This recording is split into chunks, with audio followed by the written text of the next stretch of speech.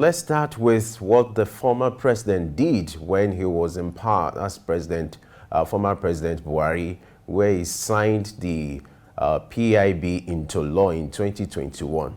Talk to us. What has been the impact of this law? Do you think it has achieved the purpose intended to regulate the oil and gas sector in Nigeria? Well, the PIA, which is the Petroleum Industry Act, was a game changer, not just for the oil and gas sector, but for the Nigerian economy. Given the strategic position of the oil and gas sector in the economy, especially from the point of view of foreign exchange earnings and from the point of view of revenue generation. So, of course, it took a long time in coming, but at least we eventually got it. But unfortunately, the PIA could not be implemented immediately under that administration, again, because of some political reasons. But under the present administration, a major step has been taken towards the implementation of the PIA. And just as you said, the PIA is the main strategic document for the reform of the Nigeria oil and gas sector. It covers practically all aspects of our oil and gas sector. And the first major step that has been taken, of course, was the removal of fuel subsidy, which was contained in the PIA, so that operators in the downstream will be able to, operate freely without much encumbrances as far as prices or pricing is concerned. The second major thing which happened under the previous administration was the incorporation of NNPC into a private company or a limited liability company. That's NNPC PLC or NNPC Limited, which was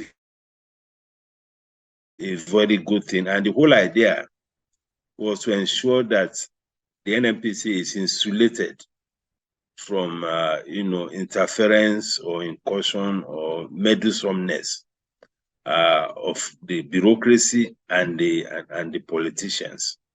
So those two things, I think, were major issues. Were major developments in line with the reform of the oil and gas sector. And of course, under that, we had the setting up of the regulatory commissions for the upstream and for the midstream.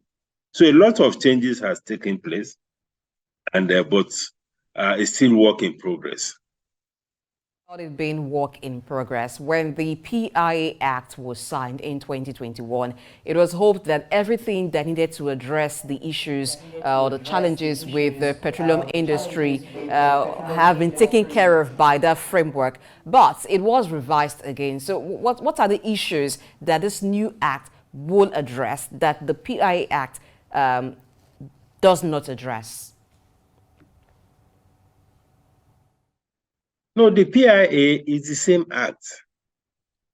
The contents have not changed much, or it has not even changed, even under the previous administration when it was signed. What was missing was the political will to fully implement it. For instance, let me give you an example. Under the PIA Act, there is not, the deregulation of the downstream oil sector should have taken place long before now. It should have been effected since, I think, January this year.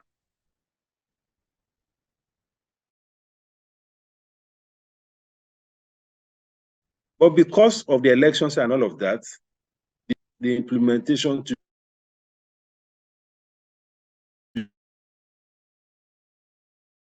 June. So when the new administration now came in a regulation of the downstream sector, which started with the removal of the fuel subsidy. So the act as it is, there is nothing seriously wrong with the act, although going forward, there may be need to fine-tune one or two things around the act. But the act is okay. What needs now to be done is the political will to push it through. And one of the things that also very critical to the implementation is to ensure the dilution of government ownership in the oil and gas sector, particularly the NNPC. Because as we speak, NNPC is still owned 100% by the government. So that in itself is a risk to the reforms, or to the realization of the reform outcomes. But no matter how well-meaning the government is, there will still be some elements of political interference. But the government will now be, or the president will now be the one to be appointing the chief executive of the oil company, appointing board members. All those issues are still there. But if you go forward and we get the NNPC listed as a quoted company, you have more investors, we dilute the leadership, then the governance framework will improve. The corporate governance system will improve. And from there on, we'll be able to have the kind of results that we expect to see, so that the people of Nigeria and the country and the economy will be able to get more value from all the massive investment that NNPC has. And just as I said, it's work in progress. But we need to move fast, because if the government remains the main, in fact, the only shareholder holding 100% of NNPC, we may not make much progress. But if we move very quickly and we get more private sector investors in place, and possibly even reduce the ownership of a government, to something like maybe 49%, so that we can replicate the kind of model we have with Nigeria NLNG, which is doing very well, even though government has 49% shares. But government doesn't interfere in the operations of the NLNG. So that kind of model is what we are aspiring to achieve. And I believe we are on course to achieving, but we need to move very quickly, because beneficiaries of the status quo may not want that change to happen. And that is why it took almost 25 years to be able to come up with the PIA. So again, it is work in progress. All right, talking about reforms in the oil and gas sector, one of the reforms that the present administration embarked on immediately came on board was the removal of subsidy. Now, what's your take on the removal of subsidy and how the federal government is handling the aftermath of the removal? Well, the removal is a welcome development. It's a major component of the reform, because for close to 50 or 60 years that Nigeria has been in the oil business, there has been no significant investment by the private sector in the downstream sector. And that has happened because, first, of the regulation, the policy. Secondly, because that segment of the oil and gas sector was dominated by the government. So that is why all the refineries are owned by government. The pipelines are owned by government. And government, again, set up a retail company that's under NNPC. So there was the dominance of the public sector in the oil and gas sector, particularly the downstream. And because of the policy environment, because prices were fixed, so investors could not come in. Whether I talk about private investors or, domestic investors or foreign, they couldn't go into the space. Because how will you go into a space where prices are fixed by government? No private sector will go near that kind of investment. So that's caused a stagnation in terms of private sector investment. The only segment or the only area of investment where we saw the private was just in oil marketing. The products were supplied to them by NNPC, and their own was just to market. And they have a markup, and they have all these heavy subsidy that they get, which was another, big area of corruption. They have the subsidy, you have the the transportation subsidy, which they call the bridging fund. We have the price equalization fund. All of those areas were filled with all manner of corruption. So the system had not worked. So the removal of subsidy was a game changer. The idea was that we now allow the private sector investments, more private sector investment in the sector, the setting up of refineries by the private sector, and possibly even the sale of the refineries with the private sector. That is the trajectory. Unfortunately, the first subsidy removal took place at a time when oil prices were very high. And oil prices are still high. I'm talking of crude oil price. Unfortunately, again, the refineries are not working. So we were fully dependent on imports. And for all oil importing countries, as we speak, it's a major problem for everybody, for all oil importing countries, because of the high crude oil price. So there's heavy inflation driven by the cost of fuel, which made the transition into the first subsidy of the full deregulation regime, which made it very, very difficult politically and socially. So that has been the problem. Again, we have to import. Now we have also our exchange rates that are depreciated massively. So this twin problem became a very difficult issue for the government to handle. So there was a lot of backlash from the people, because of the high cost of fuel as a result of the subsidy removal.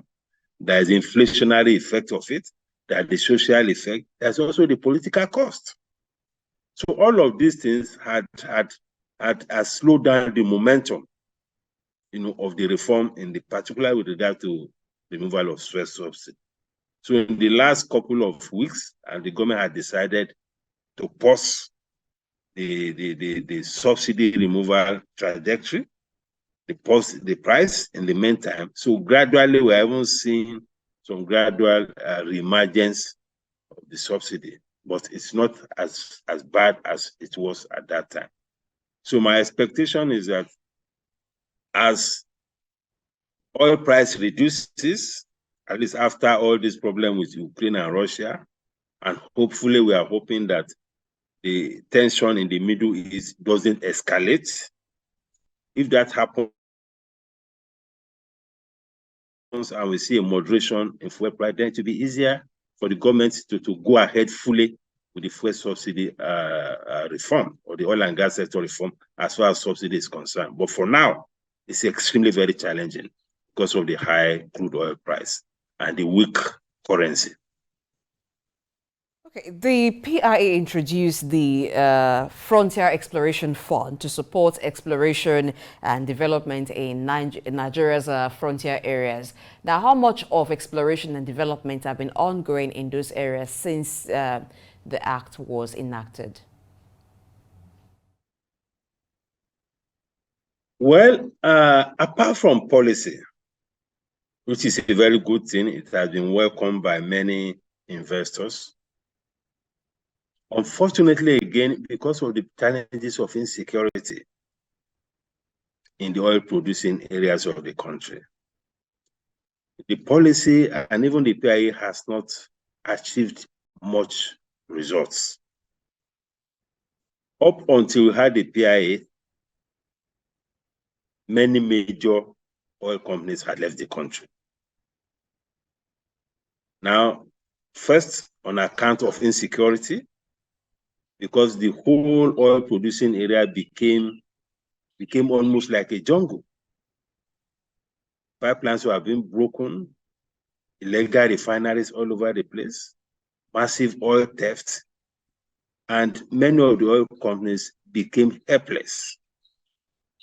And many of them had to leave the country because it became almost impossible to operate in that environment. So the policy is good, but the environment on the ground, as far as security is concerned, is yet to improve significantly. So because of that, we have not seen much traction as far as, increase in investment in the exploration investment is concerned. So the government is still battling, to improve on even the situation, to improve on the status quo. I'm talking of existing investment, those that are still left there, so that they can operate in a more conducive environment, so that the problem of oil theft can be reduced, vandalization of pipelines, the safety of oil workers, and all of these issues.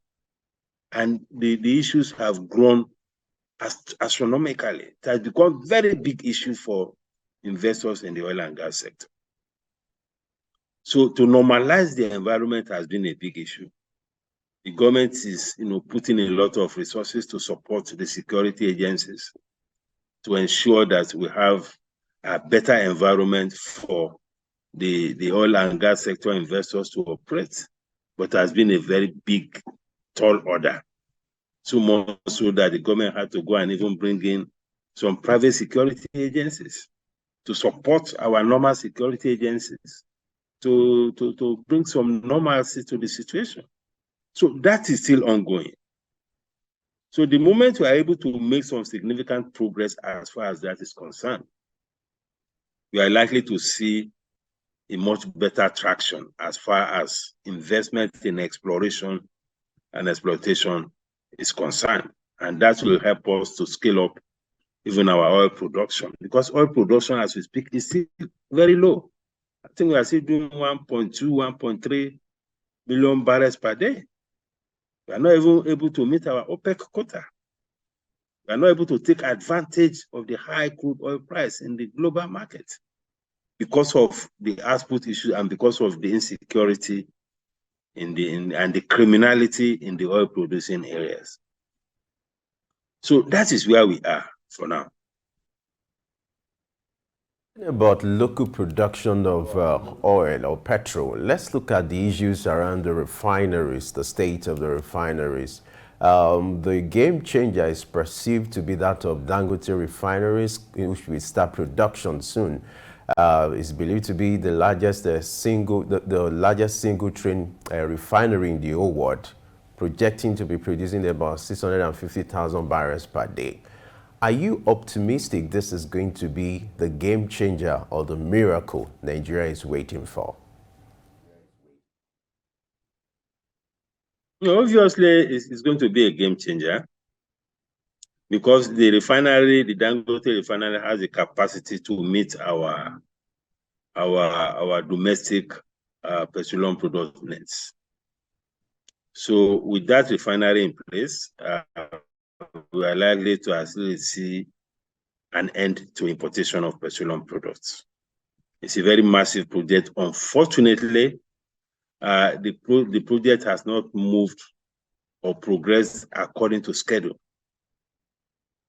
because of a whole lot of factors. Because it's a massive project. We are talking of a project that is almost about $20 billion US.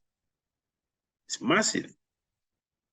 And one of the major setbacks that the project got or experienced was the COVID-19 pandemic. Because at that point, the project suffered a major setback for almost a whole year. The supply chains were disrupted massively. Then there were also issues around the foreign exchange financing, because it's almost 100% foreign exchange based investment. So from then on, it has been difficult to regain momentum to accelerate the completion of the project. That is why there have been these frequent shifts in the takeoff date for the production. But when it finally takes off, we are hearing now that maybe by the end of the year, or early next year, it will take off finally. It's going to impact significantly on the Nigerian economy. It's going to reduce, if not eliminate, our importation of petroleum products. To some extent, it may conserve foreign exchange, depending on what agreement the government of Nigeria has with the Dangote refinery. Of course, it's creating a whole lot of jobs already. Then, of course, we have some byproducts. It's already producing fertilizer, although largely for export for now. We are likely to see an improvement in the area of the petrochemicals, which will also reduce, the amount of importation of raw materials by our manufacturing industries. So it's going to impact a whole lot, and of course, it's also going to be exporting.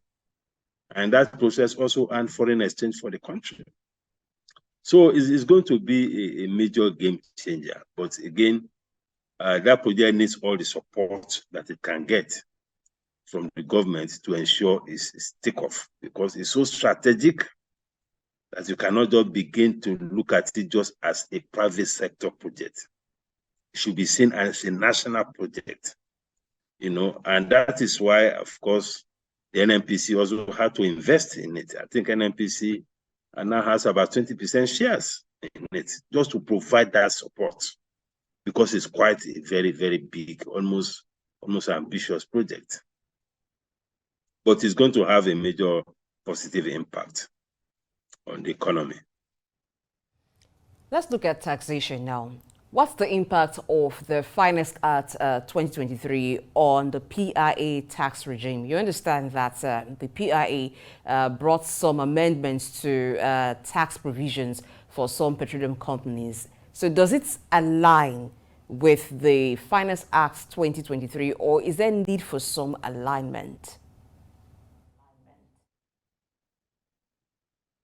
Well, the alignments are necessary, and I'm sure the government is looking into that.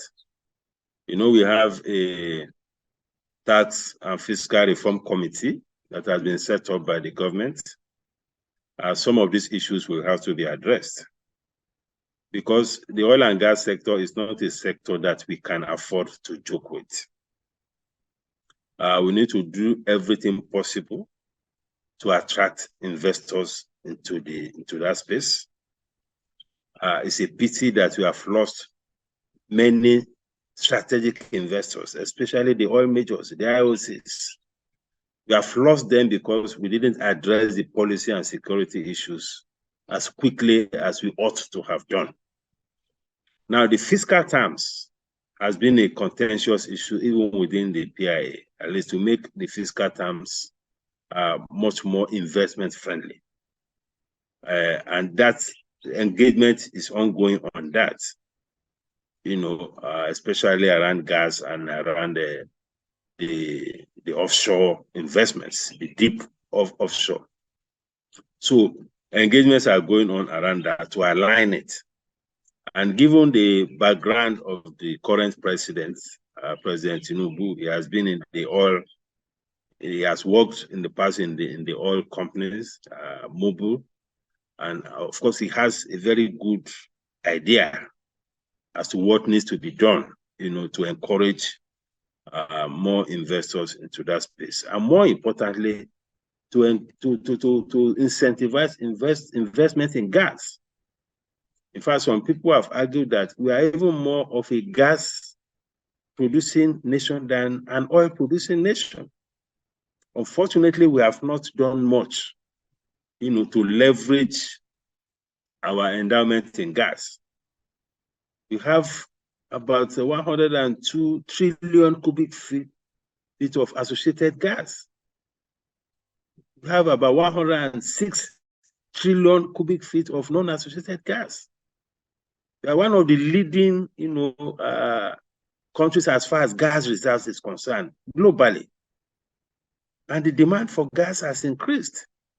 Gas is now seen as a transition fuel, so it should be easier to even attract more investment into gas and leverage on what is happening globally now to maximize, to capture a lot more value, to unlock value in our gas sector.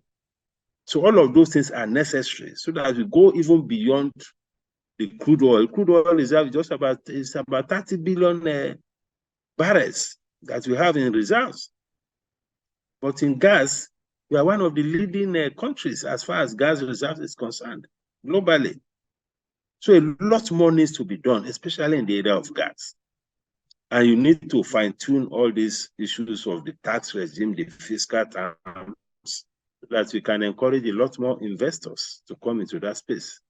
So I believe it's an ongoing discussion. The investors are engaging, and the government is also very eager to ensure that you have more investors that in that space. And I'm sure something positive is going to happen within the framework of the ongoing tax and fiscal reform committee. Let's look at the ongoing crisis between Israel and Gaza. We have a new report stating that has affected oil prices, that's jumped up. And then I would like you to talk to us what could likely be the impact of this and what a country like Nigeria should do to ensure that we mitigate the effect of this. You still have the issue of Ukraine, and the Russian war ongoing. What should a country like Nigeria do to ensure that you mitigate the effect of global oil prices, the increase in global oil prices? Well, the conflict or the war between Hamas, Israel, or the Palestinians and Israel, and the general tension that has been created in that region and in the Middle East is definitely a matter for concern. But one is hoping that it will not escalate, because so far it's still confined, at least in physical terms, to Israel and the Palestinians. Iran has been threatening that if the situation escalates, then he may also be part of the whole issue. He may throw his hat in the ring. The US has already taken a clear position on the matter, but it seems to be softening its position now. I mean, looking at the kind of damage and the humanitarian crisis that the whole situation is creating. So we are hoping that it will not escalate beyond what it is. If it doesn't, then it may not have a significant impact on crude oil prices. But in the event that it escalates and the Arab nations join to support Palestine and the US also begins to get militarily involved, then it becomes a whole completely new ball game. For Nigeria, well, this is something over which we don't have much control, just as we don't have much control over what is happening in Russia and Ukraine. But the control we had and the opportunity we had was that we should have actually leveraged on all these developments to boost our own reserves. I'm talking of foreign exchange reserves, to earn more foreign exchange, just as we did during the Gulf War. This is a major opportunity for all oil-producing countries. Unfortunately, Nigeria seems to be the only country that has been left out of this, just because we have mismanaged our oil and gas sector. So rather than being a beneficiary of what is unfolding in terms of high crude oil prices, we have become a victim. A victim because we have, rather than being an exporter, we are also now an importer of petroleum products. So if that happens, there's very little we can do. The only impact it will have, which of course will be negative, is that domestic energy prices will continue to go up, unfortunately. And if you're also not careful, that may even increase the level of subsidy that the government is already gradually, building up again because of the impact of high energy prices on the citizens, because of the social outcomes of the fuel subsidy removal.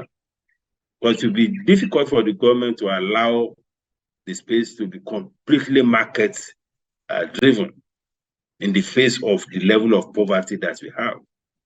So if it escalates, then the government will have to bear a lot more in terms of fuel subsidy. Then, of course, it will affect other energy prices that have been deregulated. I'm talking of diesel.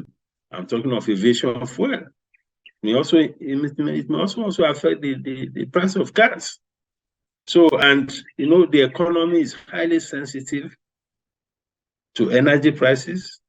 It's highly sensitive to exchange rate fluctuations. Those two things are very critical for the Nigerian economy, unfortunately. So the government needs to brace up to see how very quickly we can accelerate all this investment in refineries, how quickly we can assist Dangote to come on stream, how quickly the government initiatives in its own refineries can also be accelerated, so that our dependence on the importation of petroleum products will reduce. That is the only way we can reduce the impact, the negative impact of this. The positive impact that we can take from that is for us to ramp up our oil production so that we can take advantage of the global or high oil price. It's a good opportunity for all oil-producing countries. Most oil-producing countries have never had it so good in terms of their reserves and things like that. So those are the things that I foresee. That is the kind of trajectory that I see in the unfolding scenario.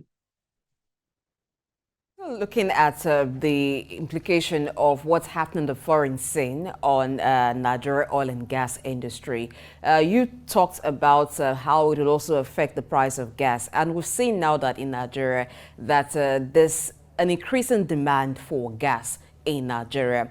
But the PIA also introduced the domestic gas delivery obligation that compels the upstream gas producers to allocate a portion of their production for domestic use. Now, an example of that is the NLNG that allocates about 30% of its production for domestic use and then exports 70%. But we see that because of the increase in demand, we're also having CNG vehicles now because of the fuel removal, the subsidy removal. So how do we, is there a need for an amendment of that part of the act to allocate a specified percentage for the producers to domestic customers than just saying allocate a portion to show up the supply of gas?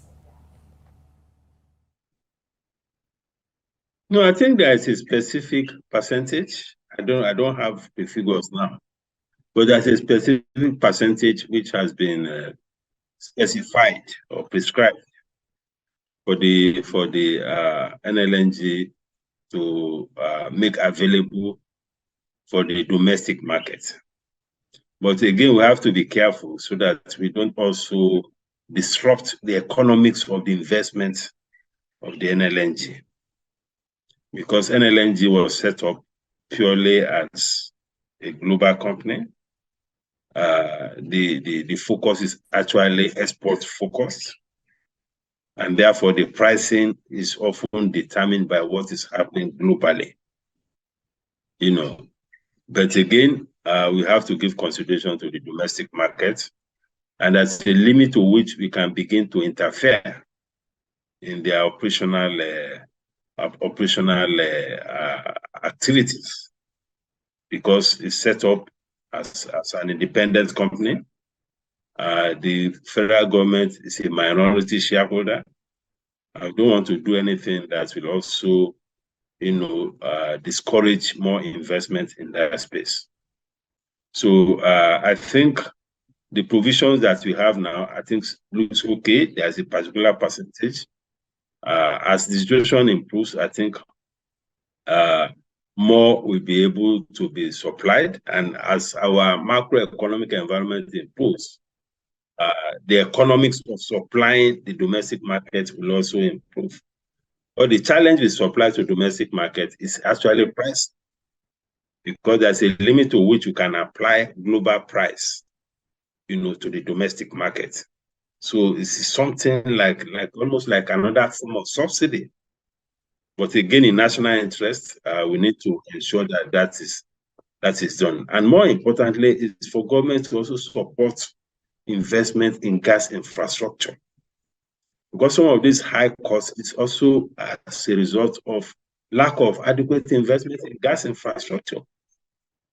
NLNG is not the one to provide the gas infrastructure within the country. So the cost of moving the gas around, pipelines and all of those things are adding to cost. So apart from the domestic cooking gas, you also have gas supplies to companies, which they use in place of either buying diesel or even our very unreliable power supply. And a major part of the cost components is the cost of the gas infrastructure, laying the pipelines and all of that. So these are infrastructure investments that government needs to support. Because for all economies that are doing well, government supports infrastructure. Whether you are talking about gas pipelines, whether you are talking about petroleum product pipelines, whether you are talking about electricity, talking about roads, talking about railway system, these are critical things that the government needs to support. If you want to upscale productivity and production within the economy, government has to address those critical things. We cannot afford to leave the infrastructure space entirely to the private sector. Otherwise, the cost environment will continue to increase. So that involvement of government in infrastructure is key. The same thing with gas flaring. Gas flaring requires a lot of investment, to reduce gas flaring. Because in the process of producing oil and all of that, you flare gas.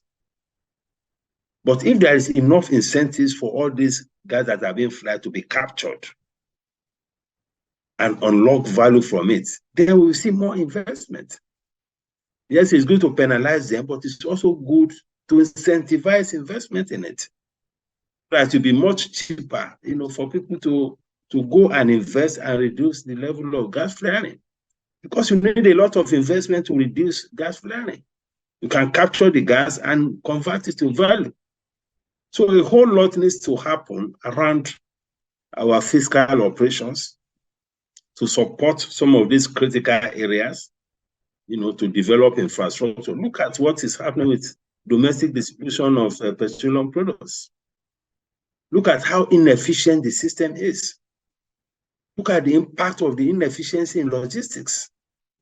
In the early 70s and all of that, or early 80s, we had pipelines across the country. We have depots around the country. You just pump these things through the pipelines, and they are distributed all over the country. And pipelines is the cheapest form of distribution of liquid products like petroleum products. It's the cheapest form.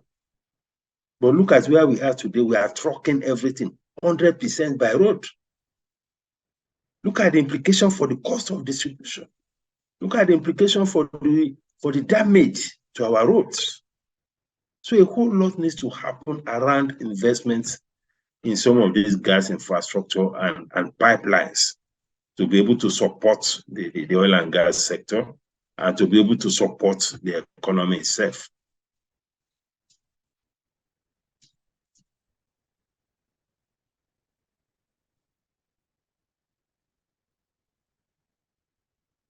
I'm not hearing you.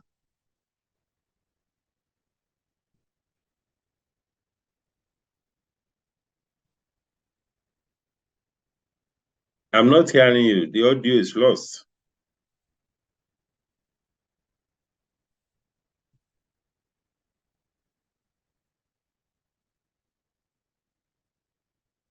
I didn't hear you.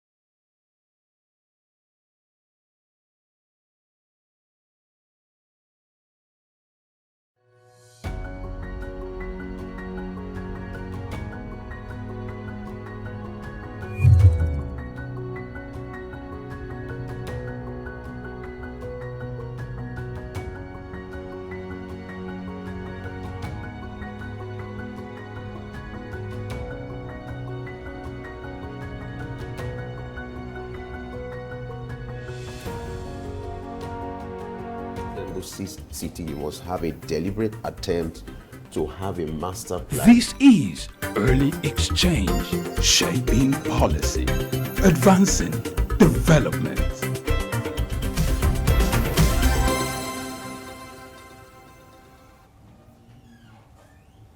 It's still early exchange, and we must apologize for that interaction. We're still looking at the reforms in the oil and gas sector, and our special guest today is Dr. Muda Yusuf. Dr. Muda Yusuf, glad to have you join us once again. Yeah, thank you. Let's look at you were initially talking about the issue of gas flaring. There's this projection that Nigeria has lost about 9 trillion naira in the last 10 years.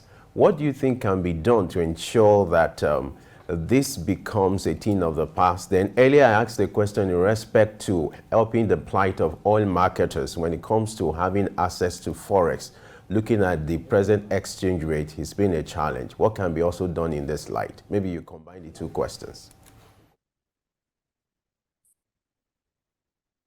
Well, for the foreign exchange issue, that's a very difficult one, because it's very difficult to isolate one segment of the economy for preferential foreign exchange. It's extremely difficult, because if you do so for the oil marketers, the manufacturers will come forward, the aviation people will come forward, those in agriculture will also come forward. So it's a very complicated matter. So the only thing that can happen is for us to be able to sort out the issues of foreign exchange at a macro level, so that we have macroeconomic stability, we stabilize the market, and we ensure that we have sufficient intervention by the central bank in a way that will ensure stability in the market, in a manner that will ensure transparency in the foreign exchange market. Of course, there should be some fiscal measures, to regulate items that will also be coming forward to demand for foreign exchange. That is for the fiscal authorities to do. It's not for the central bank to be compiling a list of items that you can import, items that you cannot import. It's a trade policy issue.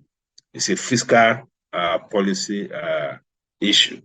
So the fiscal authority should work with the monetary authorities to see how we can normalize the situation in the foreign exchange market, especially after we have cleared the backlog of outstanding obligations, letters of credit, currency swapping issue. We need to deal with it at a macro level. As for the issue of the gas flaring, well, it's unfortunate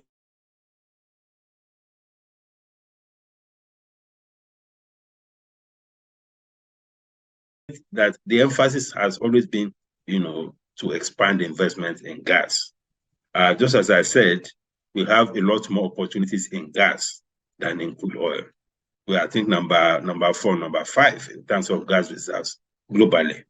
So what needs to happen is that, well, perhaps in addition to the penalties, but we focus more on providing incentives for more investment in gas, so that those gas that are being flared can be, we can unlock value from them, because it takes a lot of investment to capture those gas that are being flared, and you need to incentivize investors to be able to do that.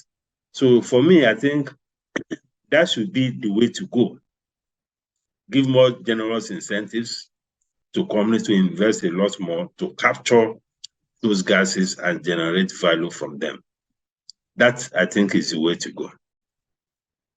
All right, let's look at combating oil theft and unrest in oil-producing regions in the country. Now, in June this year, the Bayelsa State Governor, Doyidiri, actually made some statements when he talked about how the PIA Act excluded states and local governments. And according to him, he found it funny that the federal government was dealing directly with the oil companies, but when there are crises, the states and local governments are asked to intervene and prevail on the host communities to allow peace to reign in that area. So he was asking for collaboration and possible amendments in that regard to include the states and local governments in the oil and gas legislation. What's your thoughts on that?